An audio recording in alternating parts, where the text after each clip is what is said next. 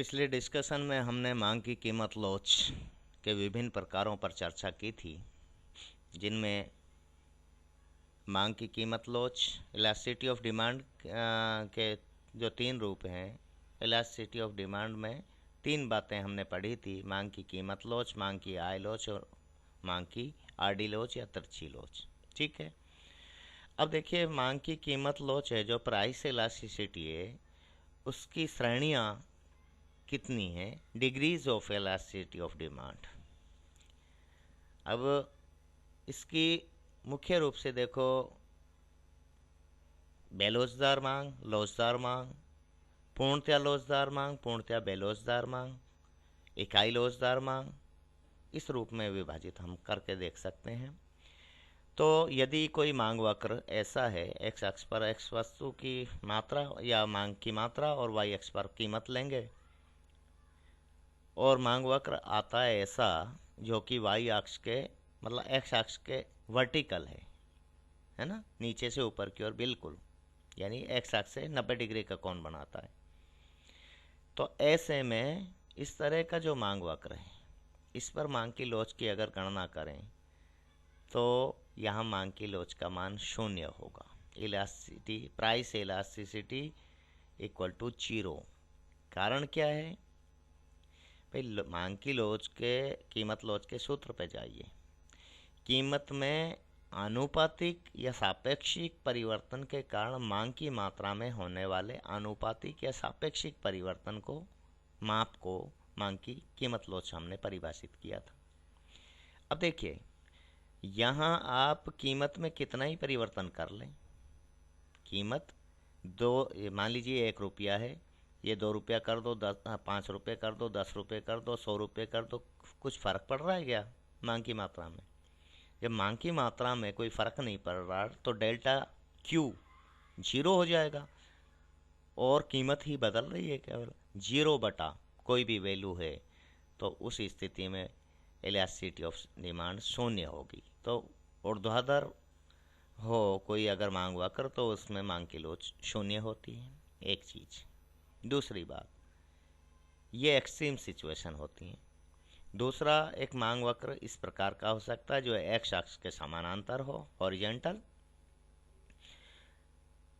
तो उस स्थिति में आप देखिए कीमत में बिल्कुल मामूली सा भी अगर आप बदलाव कर देंगे, कीमत को थोड़ा सा कम कर दें या थोड़ा सा बढ़ा दें, भाई इस कीमत पर जितनी चाहे वस्तु आप बेच रहे हैं, कीमत को थोड़ा सा बढ़ा के देखिए आप, मांग बिल्कुल 0 हो जाएगी, 0। तो कीमत में बहुत हल्का सा परिवर्तन करने के बाद मांग की मात्रा एकदम 0 हो जाती है, मतलब कोई बदलाव नहीं कर सकते आप। तो इलास्टिसिटी ऑफ डिमांड है जो यहाँ अनंत है, बहुत ज़्यादा संवेदनशील है मांग यहाँ पे। ठीक है, ये अनंत, इन्फिनिटी। ठीक है, ये दूसरी स्थिति हुई। एक और स्थिति, हालांकि मांग वक्र की आकृति से एक अंदाज़ा लिया जाता है, लेकिन फिर भी एक और स्थिति है, वो ये है कि अगर मांग वक्र इस तरह का हो, थोड़ा सा इसका ढाल कम हो, ऊपर की ओर उठा है, और इसके ए बिंदु पर मांग की लोच आप जानना चाहें, या ए और बी बिंदु के बीच कहीं लोच की गणना करना चाहें, या ए और बी बिंदु के पर मांग की लोच जानना चाहें, तो यहाँ मांग की लोच है जो कीमत लोच है इकाई से अधिक होगी। कारण क्या है? देखिए कि मांग की मात्रा में जो परिवर्तन है, कीमत में आप कमी कर दें या वृद्धि कर दें, जो भी आप करना चाहें, कमी कर देते हैं अपन, कीमत को घटा के अगर इतना कर दें अपन, अब मैंने लिखा नहीं, अदरवाइज ज़्यादा अच्छा समझ में आता, कीमत में परिवर्तन इतना हो रहा है, ये छोटा सा, ये वाला पूरा जो आयत बन रहा है ना, इतना कमी कर रहे हैं हम, कीमत में इतनी कमी की, इसके कारण मांग कितनी बढ़ रही है, देखिए कितनी बढ़ रही है। यहाँ आ जाओ, ये वाली, ये पूरी बढ़ रही है ना, तो मांग में ज़्यादा वृद्धि हो रही है कीमत की बजाय, तो इसलिए यहाँ मांग वक्र है जो लोचदार है, यानी इकाई से अधिक लोच है, एक से ज़्यादा लोच, लोच का मान 1 से ज़्यादा है। इसी तरह से इस वक्र पर आइए, यहाँ देखो आप इन दो बिंदुओं पर की स्थिति के बारे में विचार कीजिए। यहाँ मांग है जो बेलोचदार है, मांग की लोच का मान इकाई से कम होगा। आगे जाकर और तो जब बिंदु लोच पढ़ेंगे तो थोड़ा आपके ज़्यादा अच्छे से समझ में आ जाएगा।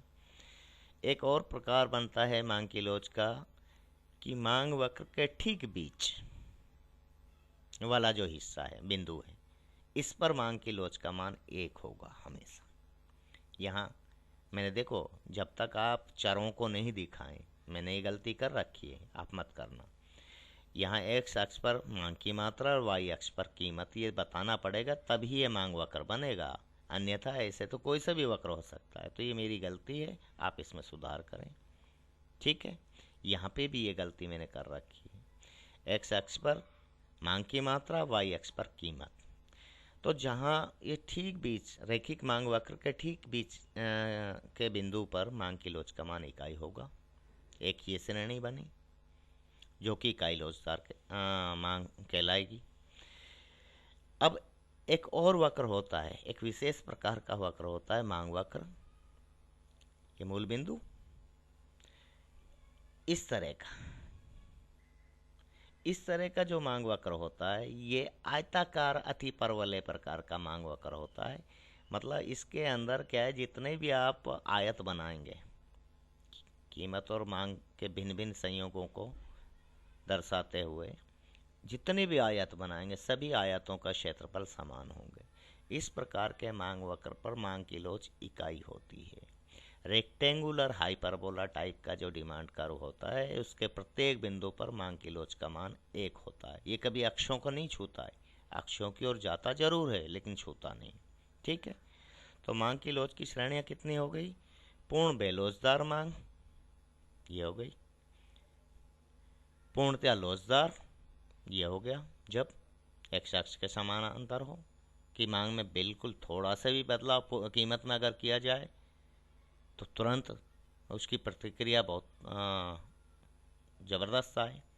लोचदार मांग 1 से अधिक, अगर मांग की लोच का मान 1 से अधिक है तो उसे लोचदार कहते हैं, और मांग की लोच का मान 1 से कम है तो उसे बेलोचदार कहते हैं।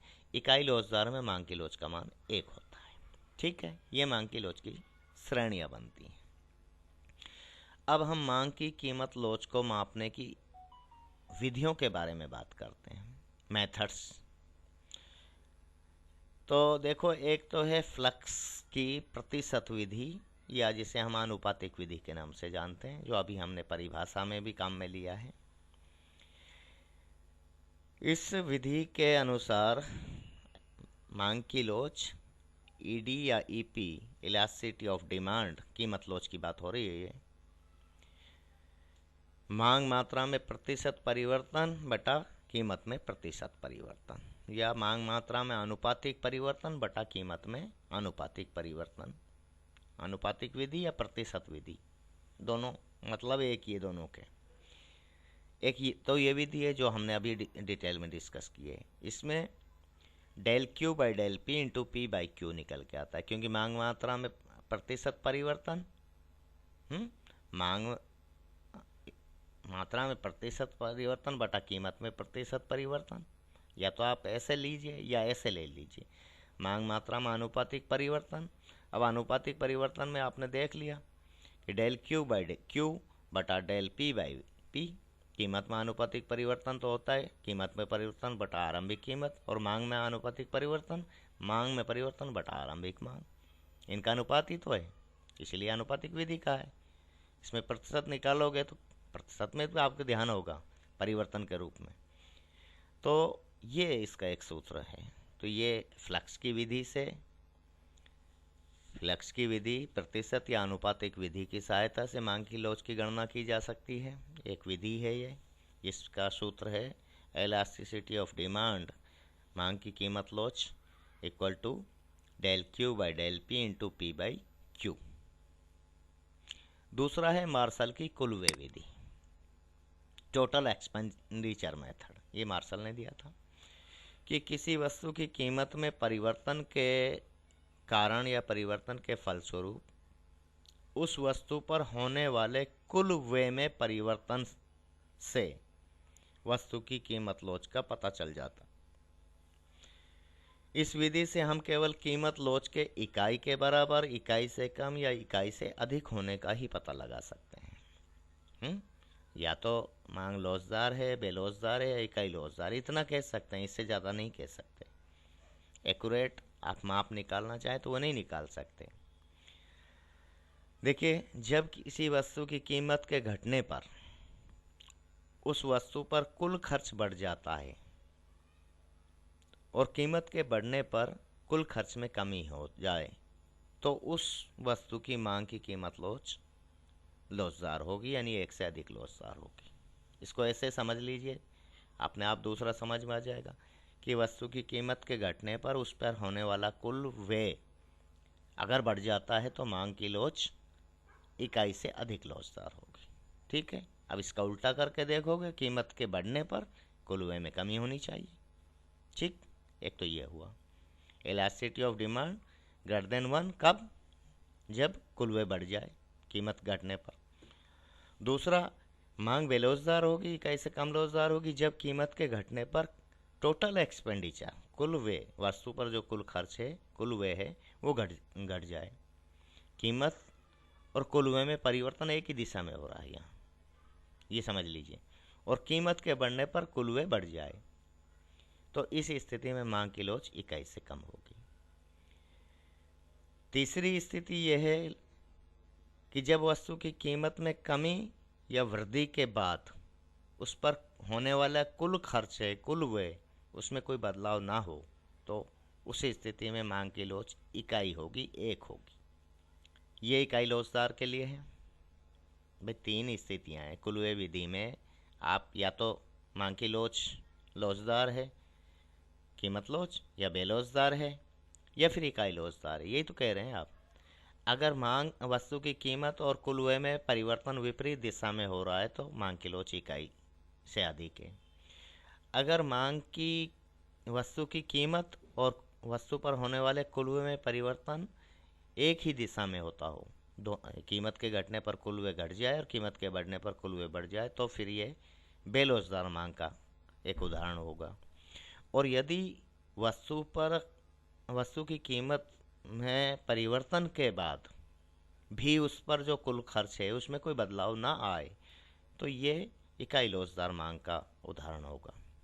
तो इस तरह से मांग की लोच को मापने की ये हमारी विधि जो मैंने डिस्कस की है कि एक तो प्रतिशत विधि और दूसरी कुल व्यय विधि के माध्यम से भी हम मांग की लोच को जान सकते हैं। अब आता है कि हम जो रैखिक प्रकार का मांग वक्र होता है, देखिए मांग वक्र दो प्रकार का होता है। एक तो रैखिक होता है, जब मांग फलन हमारा रैखिक हो, यानी चरों की घात इकाई हो, सभी चरों की मांग फलन जो हम काम में ले रहे हैं उसमें चरों की घात अगर इकाई है तो उससे बनने वाला वक्र रैखिक होगा। और अगर मांग फलन हमारा वक्रीय है, मतलब मांग फलन में चरों की घात 1 से अधिक हो, तो फिर उससे बनने वाला वक्र है जो अरैखिक होगा, नॉन लीनियर होगा, वो वक्र या आकृति का होगा। ठीक है, तो हम बात कर रहे हैं रैखिक मांग वक्र के किसी बिंदु पर लोच की गणना कैसे की जाती है।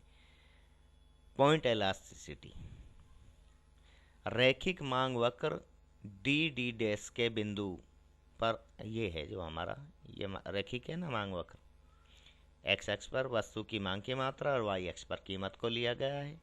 ये डी डैश हमारा एक मांग वक्र है। अब हम इसके बिंदु आर पर मांग की लोच की गणना करना चाह रहे हैं, तो कैसे आर बिंदु पर यानी बिंदु लोच की गणना करना चाह रहे हैं, इस बिंदु पर लोच की गणना कैसे करें ये देखिए इसका तरीका। वैसे तो लास्ट में कंक्लूजन जो आएगा उससे आप बहुत अच्छे से बहुत सारी बातें समझ जाएंगे। कीमत लोच का सूत्र आपके ध्यान है, इलास्टिसिटी ईडी जो लिखा है इसको ई से भी लिखा जा सकता है, इसको पी से भी लिखा जा सकता है, इसलिए कंफ्यूज नहीं होए। तो मांग की कीमत लोच होती है मांग में आनुपातिक परिवर्तन बटा कीमत में आनुपातिक परिवर्तन। ठीक है, इसका सूत्र यही है ना। और इसके लिए जब हम संकेत चिन्ह काम में लेते हैं तो इसे दिखाते हैं del q by del p into p by q से। ठीक, अब देखिए, आप बिंदु आर पर मांग की कीमत लॉस जानना चाह रहे हैं। तो इसके लिए आप क्या करें, इस वक्र पर गौर कीजिए, इस डायग्राम पर गौर कीजिए। जब कीमत ओपी है, तो इस कीमत पर वस्तु की ओ क्यू मात्रा मांगी जा रही है। मांग की मात्रा ओ क्यू है। ठीक है, अब कीमत में थोड़ी सी कमी करते हैं। थोड़ी सी कमी करने के बाद में कीमत हो गई ओ पी डैश, तो मांग की मात्रा ओ क्यू डैश हुई है। ये हुई ना भाई। इस मांग फलन पे तो, मांग वक्र पे ही तो आएंगे हम नीचे की तरफ। कीमत कम हो गई, कम हो गई, तो यहाँ से एक लम इस पे डालिए, यहाँ से एक लम डालिए, यहाँ ये मात्रा आ गई, ये कीमत आ गई। ठीक है, ओ पी डैश जो कीमत हो जाए तो मात्रा, मांग की मात्रा बढ़कर ओ क्यू डैश हो जाती है। ठीक, ये समझ गए। कीमत में परिवर्तन कितना हुआ, डेल्टा पी के बराबर। डेल्टा पी मतलब या तो पी पी डैश या आर एम ये दोनों बराबर है ना, ये भी ये और ये बराबर है, ध्यान रखना। डेल्टा पी कीमत में थोड़ा सा परिवर्तन किया हमने, डेल्टा पी, उसके कारण मांग की मात्रा में जो परिवर्तन हुआ है डेल्टा क्यू। कितना है ये, क्यू क्यू डैश या एम आर डैश। ठीक है, ये बात समझ लीजिए, फिर आप बहुत आसान हो जाएगी चीज़ें। तो कीमत में परिवर्तन डेल्टा पी जो कि पी पी डैश के बराबर है, और ये बराबर है आर एम के, लिख दिया है मैंने। और मात्रा में, मांग की मात्रा में परिवर्तन डेल्टा क्यू, ये बराबर है क्यू क्यू डैश के, जो कि क्यू क्यू डैश और एम आर डैश ये दोनों एक दूसरे के बराबर हैं। ठीक है, अब रेखा चित्र से हम देखते हैं कि जब कीमत ओपी है, जो कि ये कीमत ओपी है ना, ये क्यू आर के बराबर है, और ये मात्रा जो है ओ क्यू ये दी हुई है, ये पी आर के बराबर है। ज़रूरत पड़ेगी जब काम में ले लेंगे, बस इन सब पे ध्यान रखिए। इन सब का लोच कैसे निकालेंगे, कीमत में थोड़ा सा परिवर्तन होना जरूरी है बिंदु आर पर लोच की गणना के लिए। कि जो एक वस्तु की कीमत में थोड़ा सा परिवर्तन होने के बाद में मात्रा पर परिवर्तन का प्रभाव मापा जाएगा। ठीक है, तो लोच का जो सूत्र है हमारा del q by del p, इसमें मान रखिए डेल क्यू कितना है आपका, क्यू क्यू डैश या एम आर डैश, तो एम आर डैश लिख दिया मैंने। और डेल पी, डेल्टा पी कितना है, पी पी डैश या आर एम, यहाँ लिखा है ना, इसको आर एम लिख दिया मैंने। ठीक, और प्रारंभिक कीमत कितनी है, ओ पी या क्यू आर, तो क्यू आर लिख दिया मैंने। और आरंभिक मात्रा कितनी है, ओ क्यू, तो ओ क्यू लिख दिया। ठीक है, क्लियर। अब देखिए, त्रिभुज आर एम आर डैश, एक त्रिभुज बन रहा है ना, ये आर एम आर डैश, और दूसरा त्रिभुज आर क्यू डी डैश। इन दोनों त्रिभुजों पर गौर कीजिए और इनकी तुलना करें। ये दोनों में, दोनों का ही कोण है। ये कोण है जो M R dash R, M R dash R, और क्यू डी डैश आर, ये जो कोण है समान है ना, ये दोनों कोण बिल्कुल ठीक है, समान है। इसी तरह से R M dash, R M R dash, R M R dash ये 90 डिग्री है, और आर क्यू डी डैश ये भी 90 डिग्री है, ये भी बराबर है, समकोण। ठीक है, यहाँ लिखा है सारी चीज़ें, गौर, हाँ बस इनको देखते जाइए और समझते जाइए। त्रिभुज, त्रिभुज इस तरह से दिखाते हैं। ये डेल्टा थोड़ा छोटा होता है, त्रिभुज के लिए थोड़ा बड़ा चिन्ह काम में ले जाता है। गणित में त्रिभुज को ऐसे दिखाते हैं, चाहे लिख दो चाहे इस चिन्ह से दिखा दो। त्रिभुज आर एम आर डैश तथा त्रिभुज आर क्यू डी डैश समरूप है। समरूप क्यों है? क्योंकि इनके सभी कोण बराबर हैं। एक जैसे ही है ना। समरूप त्रिभुज की भुजाओं का अनुपात भी बराबर होता है, समान होता है भुजाओं का अनुपात। अब भुजाएं कौन कौन सी देखिए, एम आर डैश, ये एम आर डैश है ना, और दूसरी भुजा एम आर डैश बटा आर एम, जो ये अनुपात है क्यू डी डैश बटा आर क्यू के होगी, क्यू आर के बराबर होगी। आर क्यू या Q R, Q D dash बटा आर क्यू या क्यू आर, ये बराबर होंगी। अनुपात है जो अनुपात इस आधार बटा लंब का है इस त्रिभुज के लिए, वही इस त्रिभुज के लिए आधार बटा लंब का होगा। तो समान अनुपात होगा इन भुजाओं का। ठीक है, तो ये ध्यान रखना आप। इसलिए एम आर डैश बटा R M equal to Q D dash बटा क्यू आर लिख दिया मैंने। अब आगे चलिए, इलास्टिसिटी ऑफ डिमांड। अब एम आर डैश बटा आर एम की जगह लिख दिया मैंने क्यू डी डैश बटा क्यू आर, और ये क्यू आर हमारा जो है पहले ही है भाई। क्यू आर जो आपका है ये कीमत है ना आपकी, आरंभिक कीमत, उसको लिखा है, और ओ क्यू है जो आरंभिक मात्रा है। तो क्यू आर से क्यू आर कैंसिल हो गया, बचा क्या, क्यू डी डैश बटा में ओ क्यू।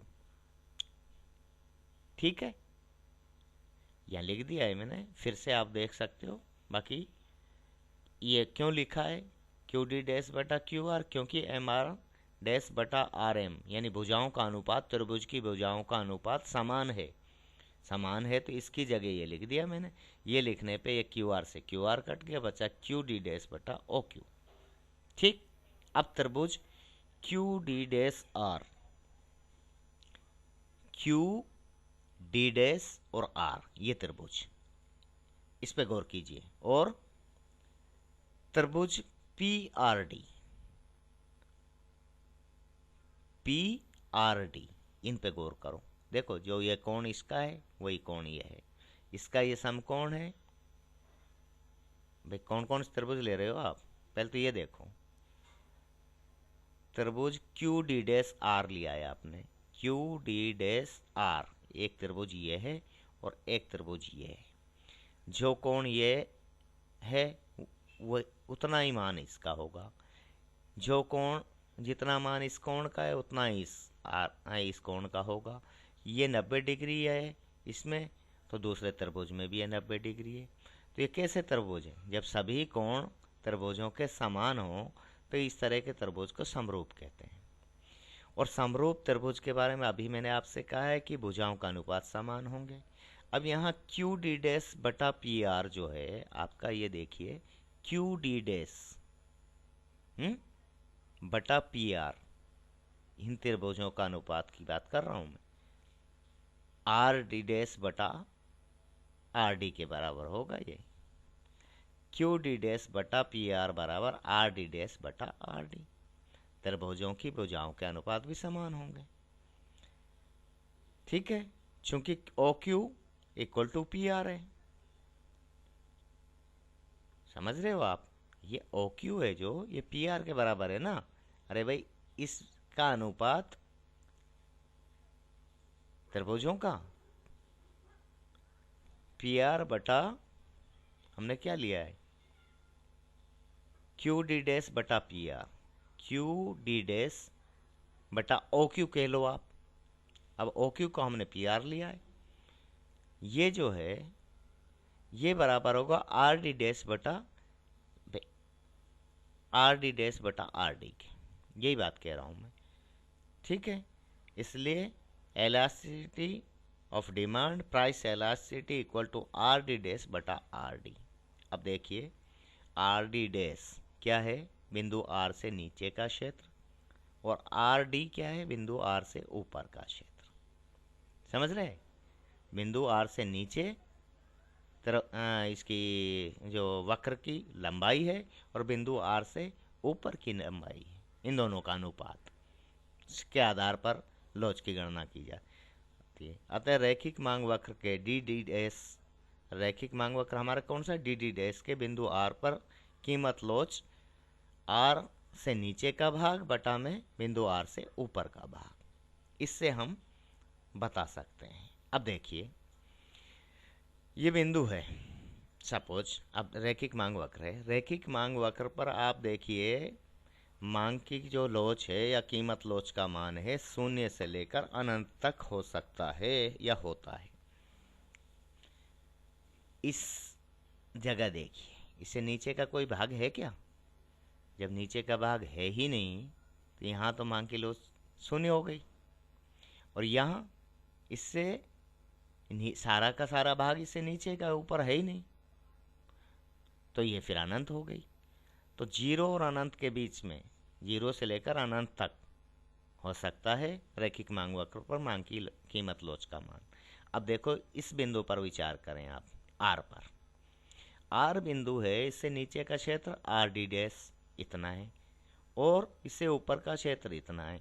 दोनों क्षेत्र बराबर हैं, दोनों भाग, मतलब नीचे की लंबाई नाप लो और ऊपर की लंबाई नाप लो, ये दोनों बराबर है क्योंकि ये 45 डिग्री बनाएगा यहाँ से।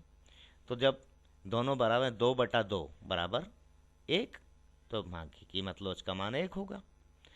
अब इससे ऊपर जाइए आर बिंदु से और अनंत से पहले ये एस बिंदु है। एस बिंदु पे देखो, एस बिंदु से नीचे का भाग बटा एस बिंदु से ऊपर का भाग। नीचे का भाग तो एस डी डैश और ऊपर का भाग आर डी वो एस डी।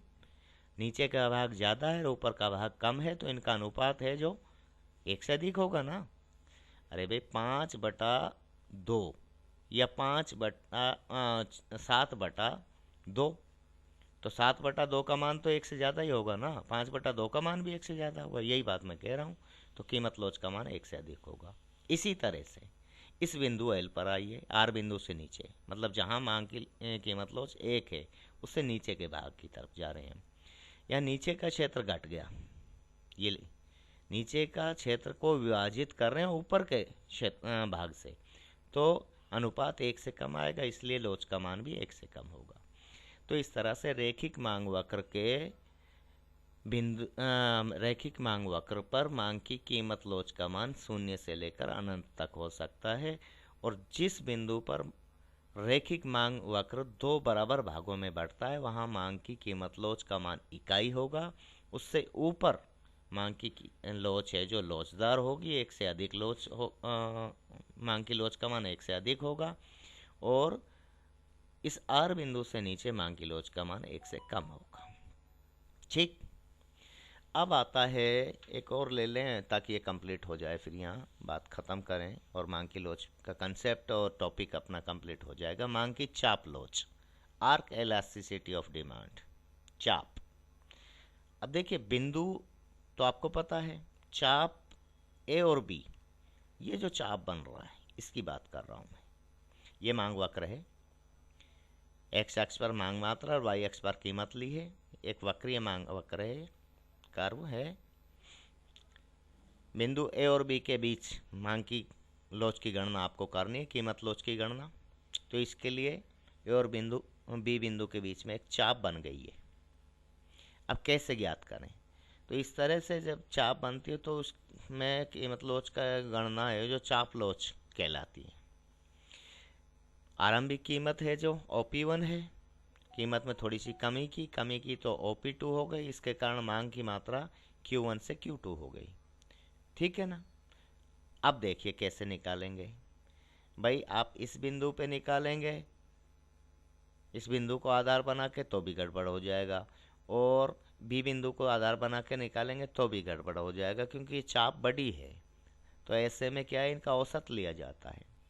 तो फिर क्या करें कि चाप लोच की गणना ऐसे करते हैं कि डेल्ट क्यू मांग की मात्रा में परिवर्तन बटा मांग की आरंभिक मात्रा है जो उसका औसत लेते हैं, Q1 + Q2/2, इसको 2 से विभाजित कर ले, औसत है तो बीच का सा आ जाएगा ताकि गलती नहीं होगी। तो और बहुत बड़ा अंतर नहीं आएगा, वरना तो बहुत बड़ा अंतर आ जाता है। जब गणितीय उदाहरण आप देखोगे तो उसमें ये साफ पता लग जाएगा। डेल Q बटा Q1 प्लस Q2/2। ठीक, ये मांग की मात्रा में आनुपातिक परिवर्तन है, ये समझ रहे हो आप। और कीमत में परिवर्तन डेल पी, और आरंभिक कीमत के रूप में हम पी नहीं ले रहे, अब P1 और P2, ये जो है इन दोनों के बीच का बड़ा अंतर दिख रहा है साफ साफ।